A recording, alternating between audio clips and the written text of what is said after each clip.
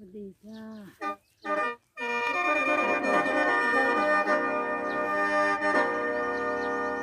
แล้วมาวันนี้ละแม่เอ้ยแม่แต่เพิ่นว่าสังขารขอนว่าเมืองหอมบ่คือเก่าฝนตกมาบ่ถูกต้องขันตามท้องบางฤดูเกิดมีพายุหลายละพัดปันบ่คือหลัง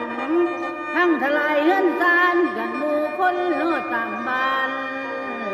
และพัดจนเฮือนซานลมและเพพังดาดเดินลังวันเกิดน้ำท่วมขันเมืองบ้านในเท่าตายและเป็นไหวสะเทือนพลปัตตพีโลกลุ่มล้างวันจุ่มสู่เพื่อนขลงน้ำกะเราหายและผู้คนตายเป็นหลายล้านอัตจันประกาศข่าวหลังวันเลยเราแรงขันดินแห้งหลังไอ้พง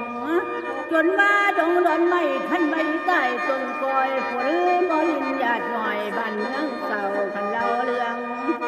จนมาคนเมืองเบาละเงางงมมีซื่อและคืนวันเกิดอุดเอาขันเผาห่อนโนดดังไฟดังไปเบิดอุดเอาบ่คือเก่าเข้าหลังสังขันมาเวียนบนสิเปลี่ยนไปเอ้ยเลิกเลื่อยอันมาลำทานห่วยขันภูผาจะเป็นป่า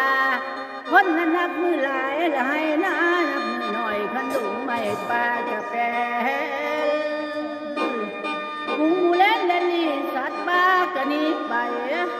อันว่าวังเบิ้นใสเราบ่มีป่าบอลกุ้งมังโนสาคอยปูป่าศิลาบวกกุ้งกบเกียดโมโสกันเว้าสิเหล่านี้แต่สิบ่มีแนวใดจ้อยเนี่ยไปเกียงห้อยห้อยและมีแต่เขียดอีน้อยมีแต่เขียดอีน้อยปีหน้าสิคอยไปเป็นตาในน้อแม่ป้าบ่คือเก่าเข้าหลังฟังเอาเด้อ